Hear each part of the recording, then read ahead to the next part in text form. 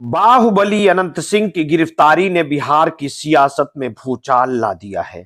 Patna police ने शनिवार देर रात जिस तरह मोकामा के बिढ़ना गांव से अनंत सिंह को हिरासत में लिया, वो केवल एक आपराधिक कार्रवाई नहीं बल्कि मोकामा विधानसभा चुनाव के समीकरणों को हिला देने वाला घटनाक्रम है। ये वही मोकामा है जिसे लोग वर्षों से अनंत सिंह का गढ़ कहकर जानते हैं, लेकिन इस बार मामला केवल एक गढ़ के बहाने ढहने का नहीं बल्कि बिहार की राजनीति के उस अंधेरे गठजोड़ का भी है जहां सत्ता, अपराध और जाति समीकरण एक ही ताने बाने में गुथे हुए हैं।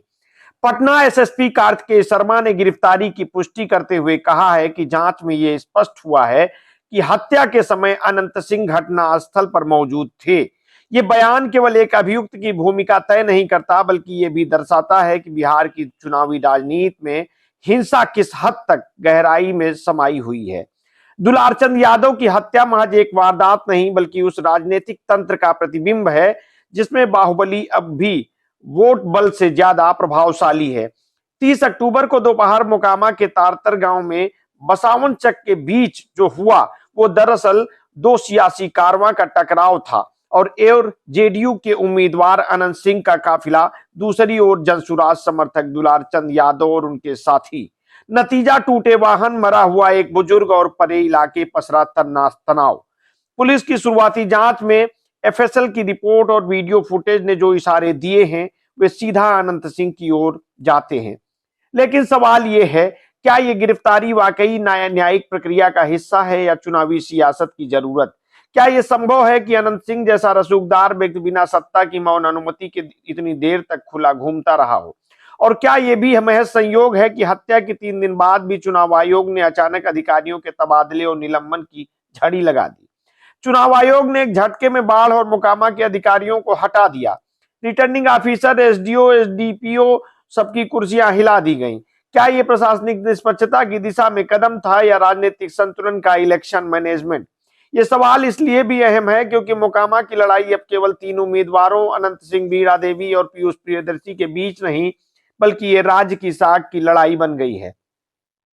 दुलारचंद यादव की कहानी इस पूरे प्रकरण की सबसे दिलचस्प और विडंबनापूर्ण कड़ी है। कभी लालू के आदमी माने जाने वाले, टाल के मुख्यमंत्री कहे जाने वाले ये बुजुर्ग बाहुबली आखिर जनसुराज के युवा उम्मीदवार पीयूष प्रियदर्शी के साथ क्यों खड़े हुए? क्या ये वैचारिक बदलाव था या पुराने राजनीतिक रिश्तों से मोह भंग था? इतिहास गवाह है कि दुलारचंद जैसे बाहुबलियों ने बिहार की राजनीति को केवल दिशा नहीं दी बल्कि उसकी भाषा और चरित्र भी गढ़ा है। एक समय था जब वे लाल झंडा लेकर डकैती करते थे। अब वही लाल झंडा चुनावी मंच पर झंडे के रूप में लहराता दिखता है। ऐसे में यह हत्या केवल एक व्यक्ति की नहीं बल्कि उस राजनीतिक दौर के अंत की प्रतीक भी है जहां टाल के पहलवान जी अपनी ताकत से व्यवस्था को चुनौती दे सकते हैं। फिर भी असली सवाल यह है कि क्या बिहार इस दौर से आगे बढ़ सका जब चुनावी माहौल में नेताओं के काफिले के बीच गोलियां चली, लाशें गिरी और उस दिन चुनाव आयोग के अफसर बदलने पड़े? तो ये लोकतंत्र की मजबूती नहीं, उनकी नंगी सच्चाई दिखती है। बीबीसी की रिपोर्ट में प्रकाशित अनंत सिंह की गिरफ्तारी के बाद मोकामा में माहौल ठंडा पड़ा है बल्कि और ज्यादा सुलग रहा है। एक और पुलिस सख्ती में है और दूसरी ओर वोटरों की चुप्पी भी है।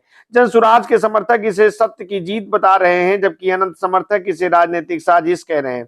बिहार की इस कहानी में एक बार फिर वही पुराना सवाल गूंजता है, क्या चुनाव अपराधियों से साफ हो सकते हैं या अपराधी ही इस लोकतंत्र की मशीनरी को अपने हिसाब से चलाते रहेंगे? मोकामा में ये हत्या, गिरफ्तारी और उसके बाद सियासी तूफान सब कुछ मिलकर बिहार के लोकतंत्र पर एक गहरी टिप्पणी छोड़ते हैं कि यहाँ अब भी असली चुनाव बैलेट से नहीं बुलेट से तय होता है।